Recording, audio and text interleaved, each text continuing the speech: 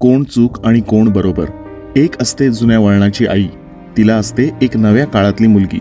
आईने गरिबी आणि कठीण काळ बघितला आहे, स्वार्थी नातेवाईक जळताना बघितले आहे. मुलीला जगण्याचा आनंद घ्यायचा आहे. मुलगी आत्ताशी वयात येत आहे. आई म्हणते, तुझ्या भल्याचं बोलतो म्हणून तू आमचं ऐकलंच पाहिजेस. मुलगी म्हणते, बाहेरचं जग तुला किती माहिती आहे यावर मला शंका आहे, तुझ्या हेतूवर नाही. त्यामुळं माझं भलं कशात आहे हे तुला खरोखर माहीत असणार आहे का? जग बदललं असलं तरी काळं पांढरं कळतं आम्हाला. खबरदारी घेणं हे पश्चातापापेक्षा केव्हाही बरं. मला काळ्या जगाच्या भीतीत जगायचं नाही. मी शुभ्र जगावर रिस्क घ्यायला आणि परिणाम भोगायला तयार आहे.